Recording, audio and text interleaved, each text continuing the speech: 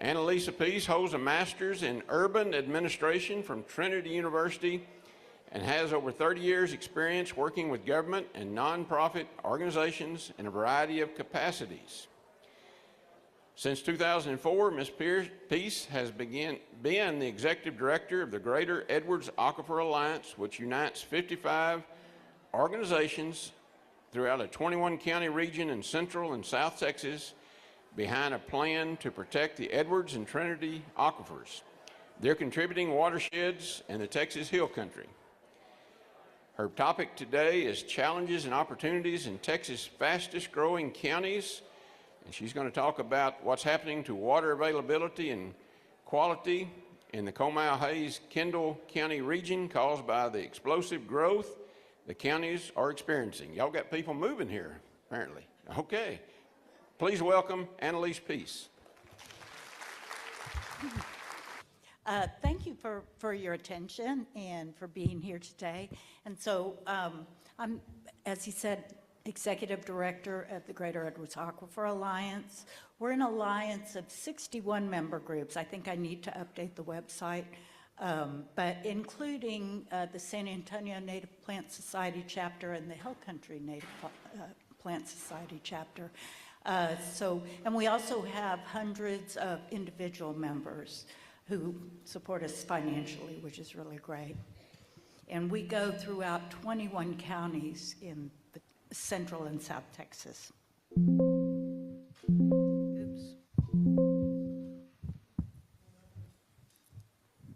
Okay, so here what you've seen is, this is the Edwards Aquifer region. And that purple area on the top is the Edwards Aquifer contributing zone. That's where rain that falls on that area, it's got rocky, very thin soils. That rain goes and runs into that pink area, which is the Edwards Aquifer Recharge Zone.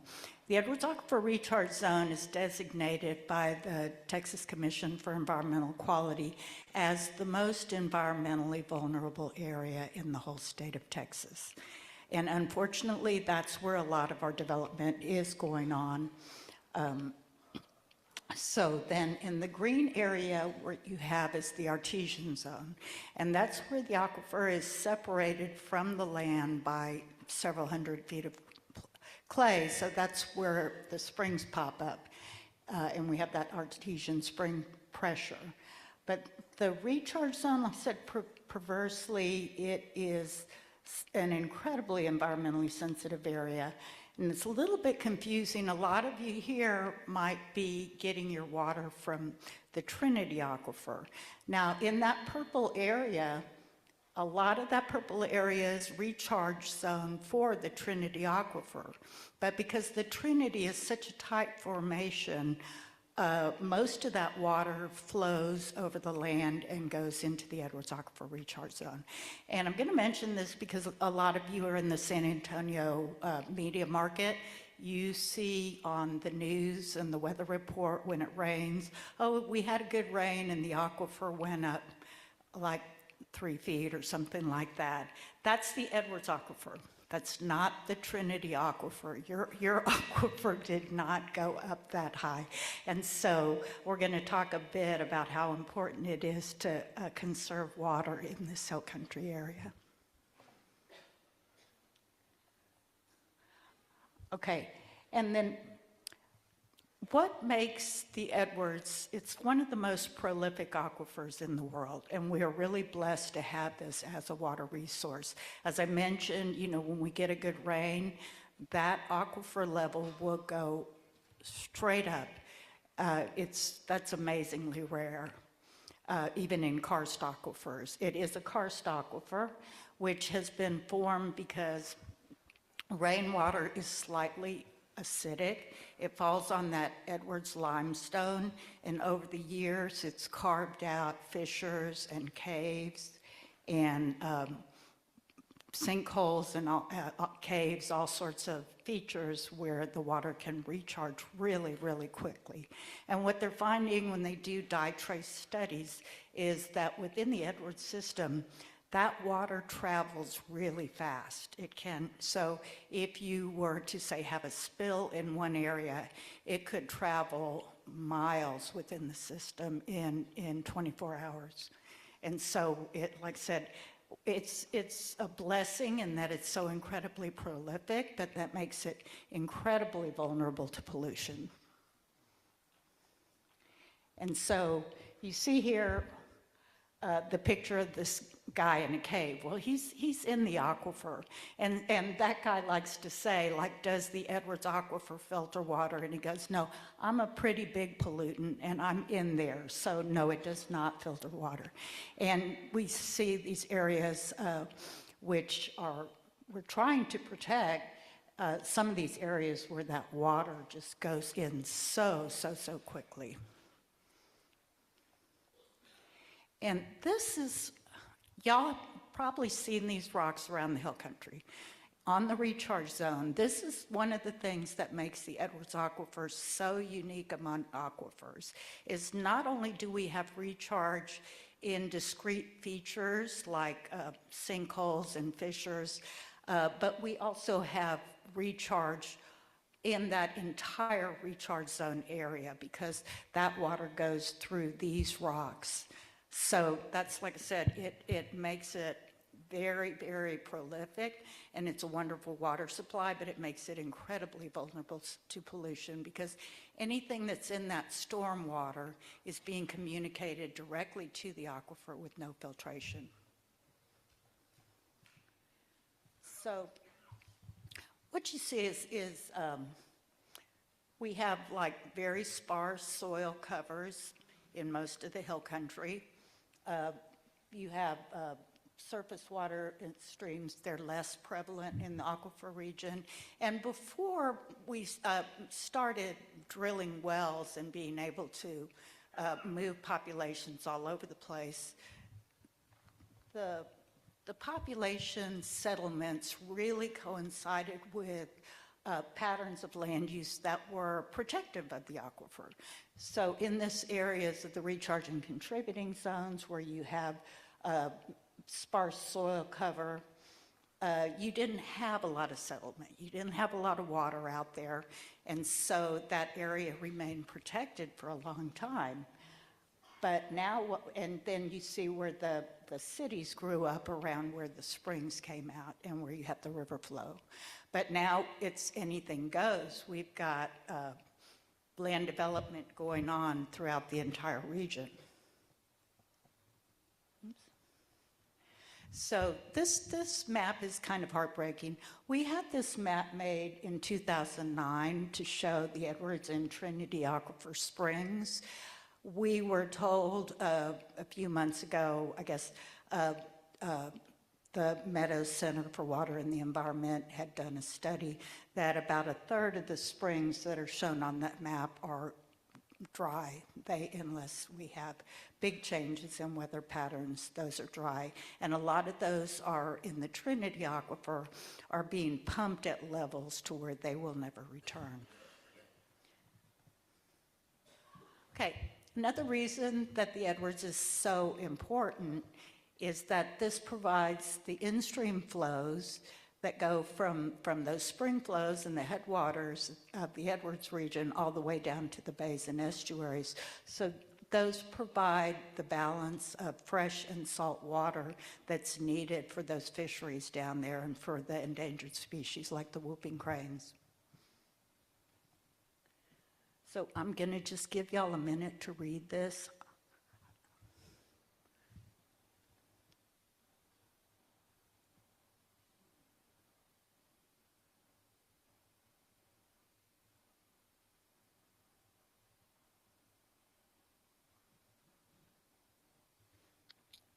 So we can't stress enough that water is a shared resource. And in this area, it's scarce. In fact, in the state of Texas, we know that, our agricultural commissioner was in the news recently saying, we're gonna look at a competition between cities and agriculture, but we also have to remember to keep nature in the balance on that. So within the Edwards region, we have all these endangered species, And thank goodness, the Endangered Species Act is actually a tool that we were able to use to protect the Edwards Aquifer and the spring flows at Comal and San Marcos Springs.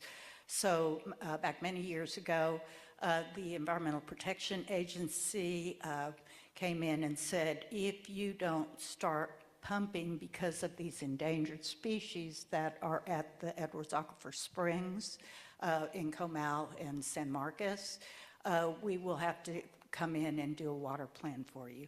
And that resulted in a whole lot of court cases for a long time, but then finally it resulted in a planning, the Edwards Aquifer Habitat Conservation Plan, where for 5 years, like roughly between 2006 and 2011, we got together. There were about 40 stakeholders from throughout the entire region that got together and laid out a plan on pumping limits from the Edwards to protect those spring flows.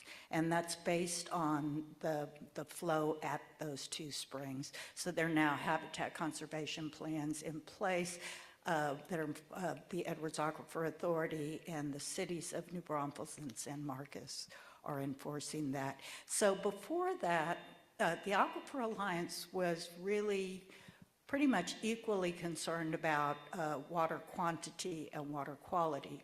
But once we got these pumping limits in place, we were able to now concentrate more on water quality, which we feel is, frankly, we need a lot of work on it to protect our water quality. So the Aquifer Alliance, I guess a lot of us had been working for a long time on aquifer protections, realizing how vulnerable that recharge zone area was. What really got our attention was, like in the 90s, Texas Monthly came out with this report where it said that 80% of Texans want to retire to the hill country. And we were just like, oh, holy hell, that's crazy. And so we kind of see that happening now, but you know, we realized we had to get our act together and actually try to go for some solid protections for this area, because these areas provide the ecosystem services that we all rely on. And in the case of the Edwards, it's those recharge areas so that we can have clean water. And so we did start, a number of us, myself in San Antonio, that's my hometown, other people in Austin, San Marcos, Wimberley, throughout the region, were doing local ordinances, and then we would just pass these local ordinances, and then the legislature would convene and we'd get slapped around in the state legislature. So we decided that we had to work together, and that's how we came up with the Aquifer Alliance. It started out with 9 groups, and like I said, it's 61 groups now. So I'm sorry, this slide is really old. It's actually a lot more dramatic now. But what you're seeing is the growth patterns in our region. We are one of the fastest growing areas in the nation. And this is kind of an interesting chart, because what this chart means is, like, if you start up the top, you look, if everybody in the world lived in with land use patterns that are the same as Paris, that's how much land it would take up.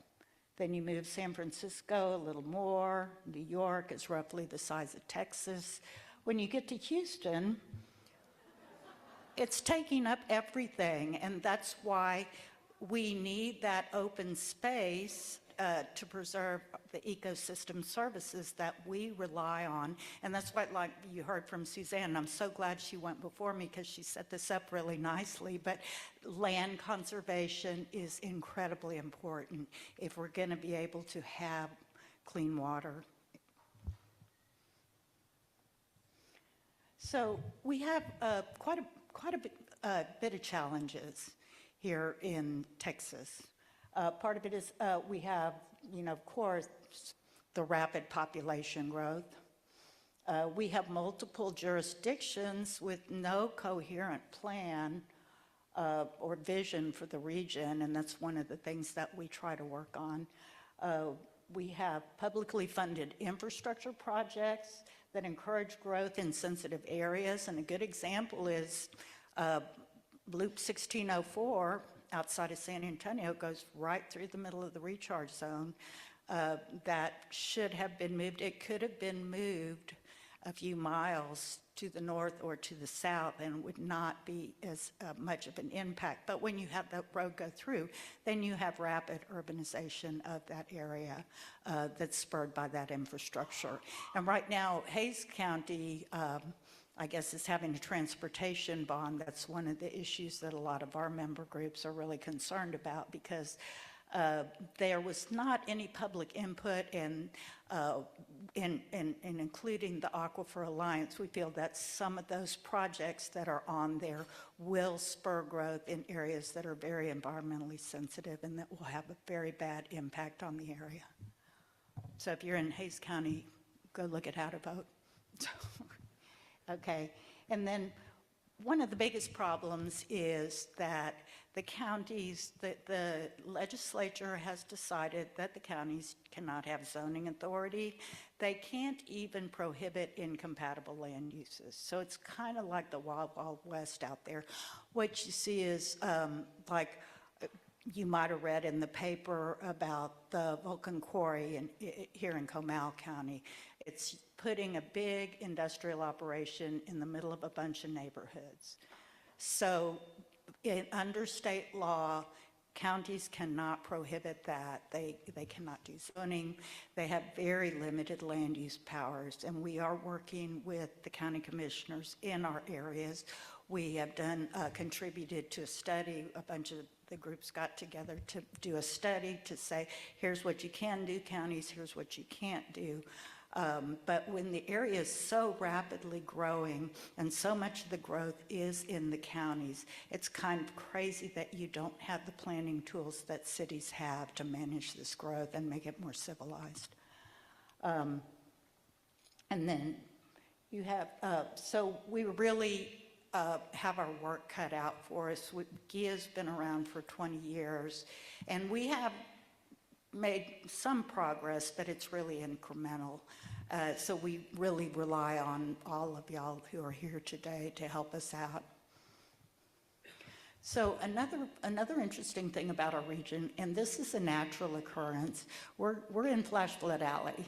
And what happens is rain clouds will hit that Balcones escarpment, the plateau, they stall out and just dump a ton of rain. And that is something that's always happened naturally, but it's being exacerbated by climate change. And so we have increased storms dumping this water, and it's something we really have to plan on. What Suzanne was talking about, the green infrastructure, she and I both serve on regional flood planning groups that were convened by the Texas Water Development Board. There are 13 of those regional planning groups within the state that go by watersheds. All of them recommended that local governments should adopt and encourage the use of green infrastructure so that we can get a handle on these floods when new development goes in. Unfortunately, without regulations, like City of San Antonio has had low impact development standards on the book, but they're voluntary. They're very rarely used. But if we're going to get a handle on flooding, we have to encourage infiltration of that stormwater into our groundwater systems as these new developments are built. And this is kind of a depressing factoid. So what you're going to see is increases in the size of floodplains, and 70% of that will be attributable to climate change. But what we're seeing still is with local governments, they're still allowing modifications of the floodplains, what they call cut and fill, all sorts of practices that actually contribute to flooding. And what happens is, as you have the water originates at the headwaters of these watersheds, and as it goes down towards the coast, you get worse and worse flooding. And so these new developments in our area are actually having a hugely negative impact on these communities down by the coast. So, like I said, you know, and then we also have, and we had seen this in San Antonio. San Antonio has had to spend millions and millions of dollars in stormwater management, and a lot of that is because once we started paving over the recharge zone, that water had no place to go, and so it just goes downstream and floods the folks downstream. So it would be much better to protect the natural system, which is really an incredibly elegant system, rather than trying to play catch up and mess with solutions later. So in Texas, we do have special regulations that the state enforces to protect the Edwards Aquifer. Unfortunately, we don't believe that most of these are adequate. These for stormwater, you've probably seen these. They have what they call BMPs, stormwater basins, that are supposed to collect that stormwater. In 2010, GIA did a study, and we found that at any given time, approximately 15% of those stormwater basins are non-functional. They are not doing their job.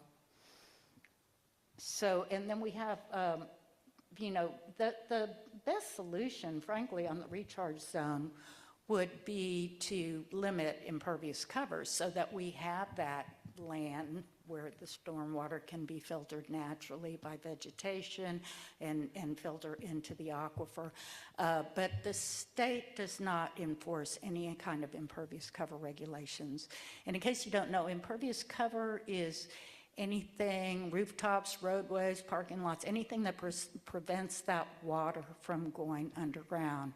And impervious cover in and of itself is not necessarily bad. Like, you can put a cement pad, is that going to pollute the aquifer? No.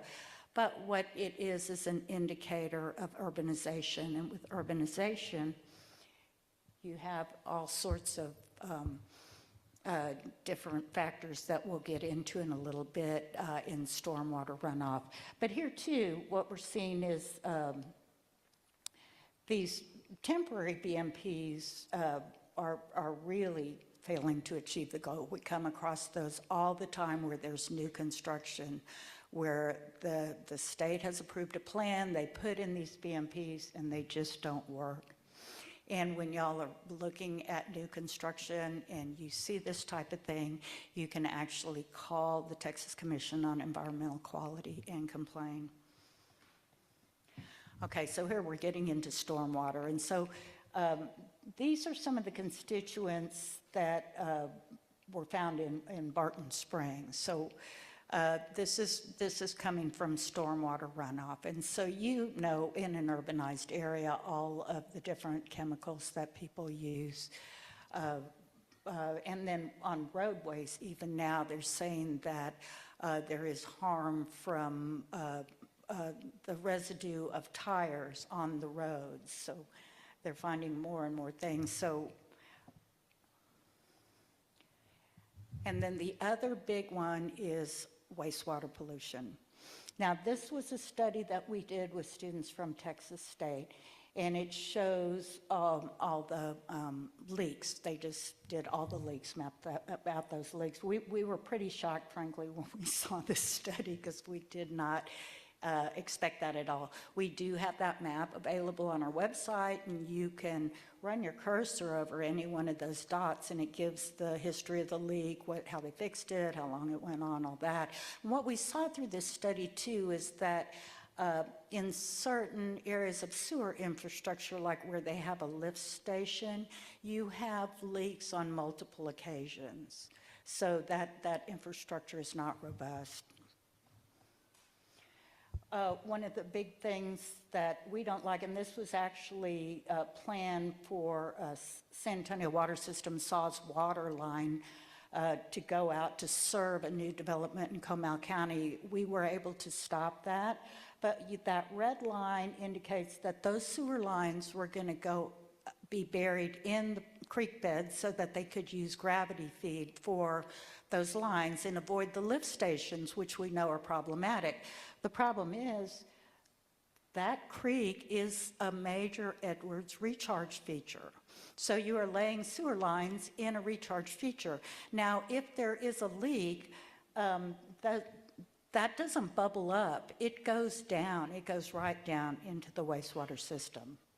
So this is from monitoring that the Edwards Aquifer Authority has been doing. They've been doing monitoring at several points, including Comal and Waco Springs. And these are all anthropogenic contaminants. These only come from wastewater. These would not come at all from surface water runoff. So we do know they're in very small quantities, but they're still detectable. So we do know that wastewater is having a negative impact on our water supply. Now, in San Antonio, and for any of you who have wells, this is really important because you don't treat that water. In San Antonio, we do not treat the water that we pump from the Edwards to distribute. They put a little bit of chlorine in, they put the fluoride in, and they have the luxury of distributing that throughout the system, and they've been able to just, as new development occurs, punch a well and distribute that water. So were the water to become contaminated to levels that were detectable and prohibited by the Clean Water Act, it would cost literally billions and billions of dollars to build treatment systems to treat that water. And so we have seen, and this was Barton Springs, you know, that these springs have been impacted in the past by bacterial counts. So, I'll go over these once more. I mean, these are some of the challenges that we're facing given all this new development that's going on. The state has no density restrictions.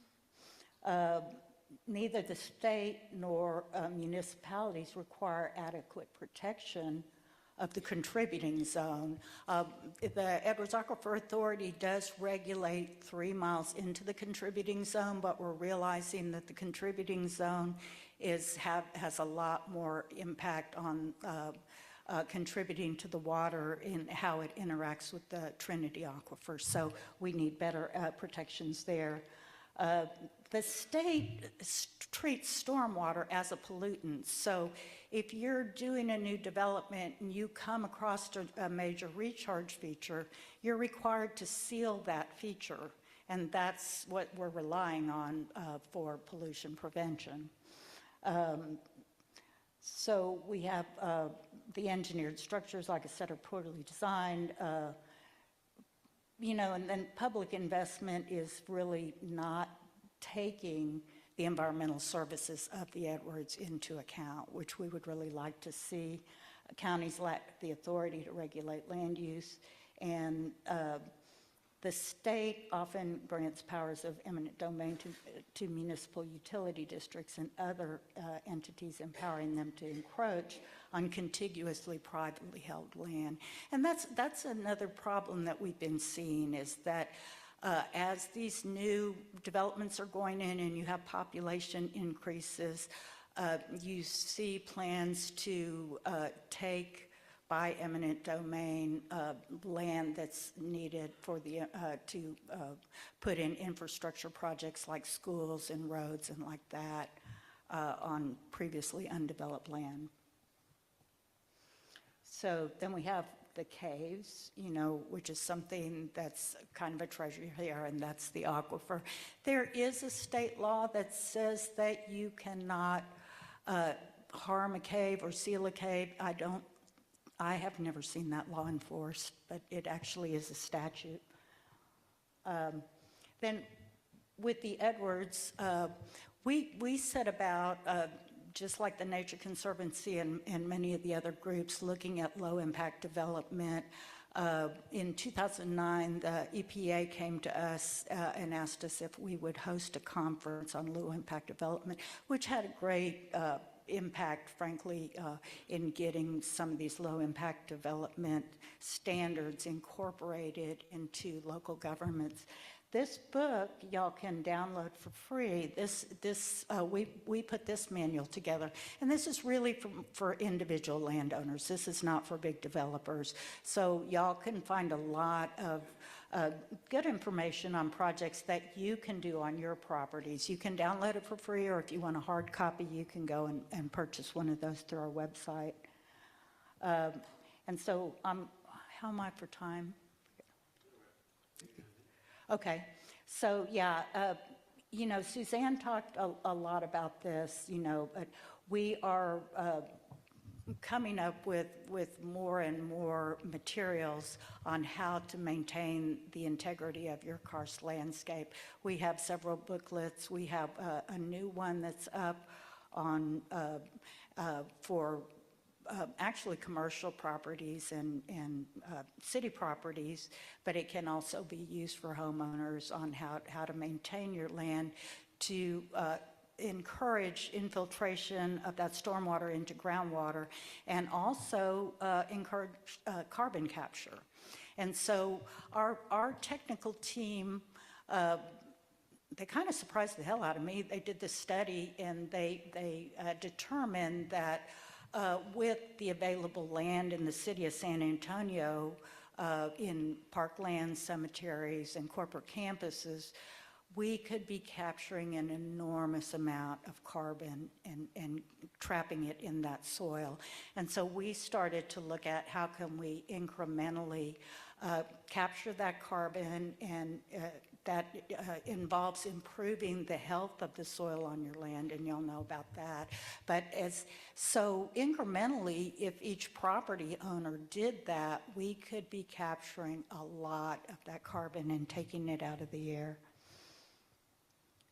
So I'm going to run through this kind of fast because this is all on, you know, I believe y'all have access to this. So yeah, you can contact me or contact any of our staff. We have a great staff. I encourage you to go to our website because we have a ton of information on our website that y'all might enjoy. And then we have, we are actually doing now workshops on training for how to manage riparian areas. So if you're interested in that, you can go on that. And I'm going to stop now and open it up to questions. Roger.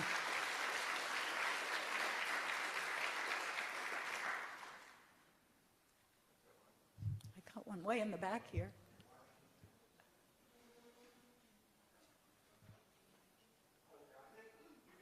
Yeah.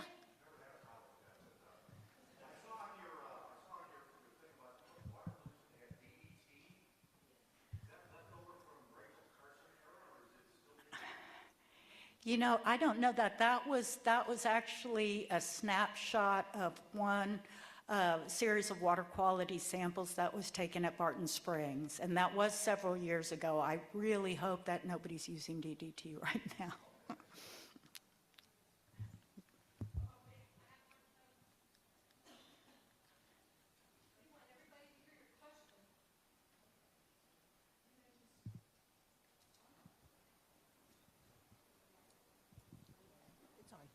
Okay, I got it. You mentioned stormwater basins. Is there any reason why they have to be mowed instead of, why couldn't they be filled with native grasses, and wouldn't that help infiltration? And the same thing with other places where people mow and instead of tall grasses. Well, those stormwater basins are actually designed so that the water can move through those pretty rapidly. I think if we had more land area, then using the natural filtration that plants provide would be really good. But in those are supposed to be maintained, and they have all kinds of rock and sand. Most of them, it's sand filtration. So that water needs to get in there pretty rapidly. So if there's a lot of vegetation growing up in those, they aren't really functioning as they're supposed to. Oh, wait a minute. Okay.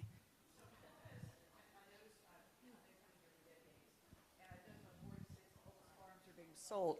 All those farms have been sold, and there's new subdivisions everywhere. How has that impacted the flooding in this area with all the concrete and the... It's impacted a lot, and you know, it's been unfortunate because I'll give you an example. We work a lot with the folks out in Bulverde. We have 2 member groups out in Bulverde, and we have worked with them on you know, these new developments. But with the stormwater infrastructure, what we saw is that you know, the culverts and all that were put in to manage the stormwater coming off of one of the new developments actually was busted up and totally non-functional after one storm event. So what we're seeing is this, what we call gray infrastructure, is not really a successful strategy. Now, it's really difficult because, you know, as I said, everybody on the regional flood planning groups was encouraging the local governments to go in and try to encourage green infrastructure.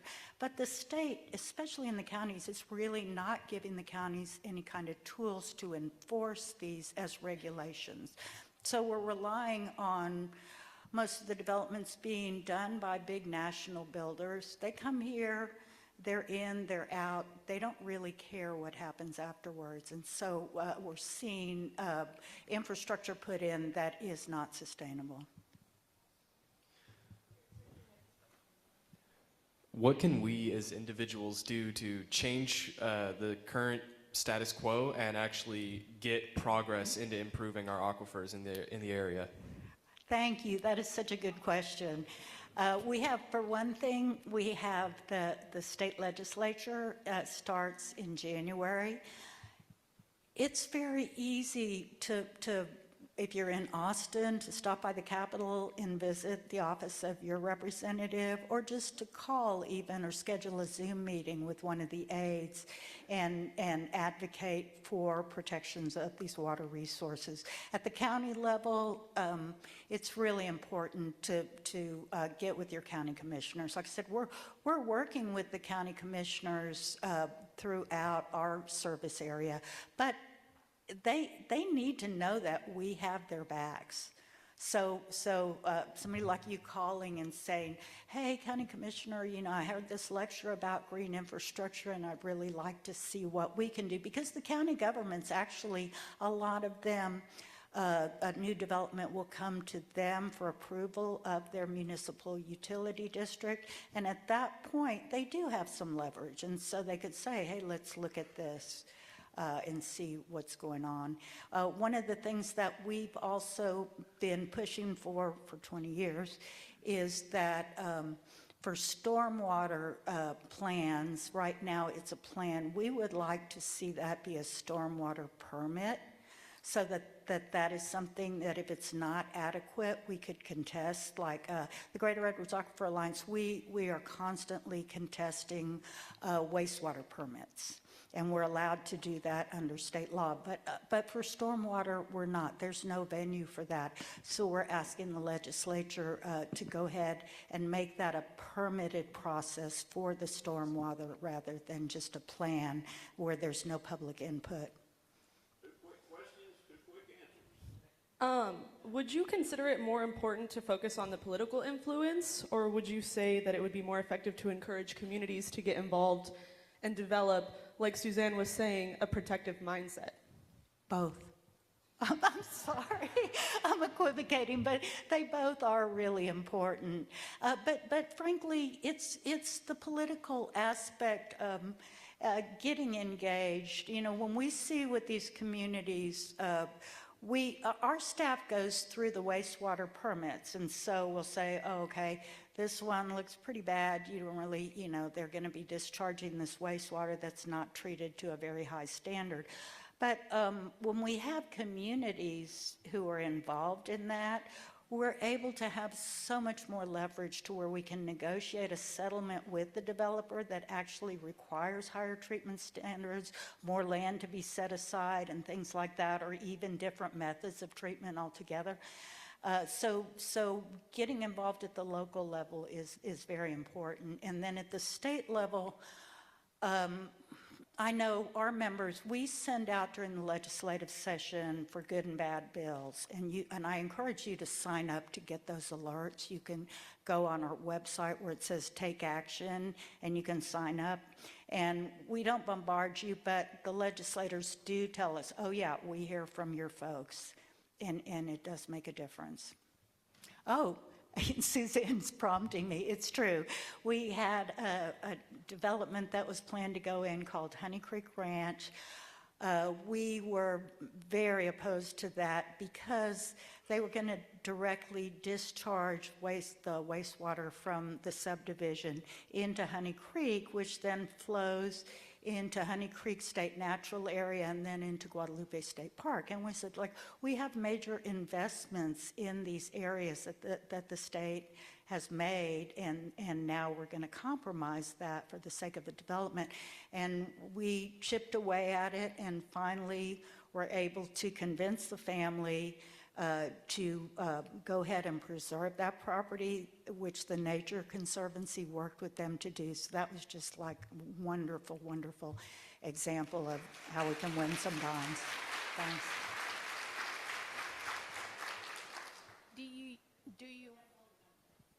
Do you use citizen scientists to help monitor water quality around the aquifer? You know, we don't have a program for that. I know the Meadows Center for Water and the Environment does. It's something that we'd like to do. So if y'all have a particular area where you'd like to start something like that, let us know. But at this time, we don't.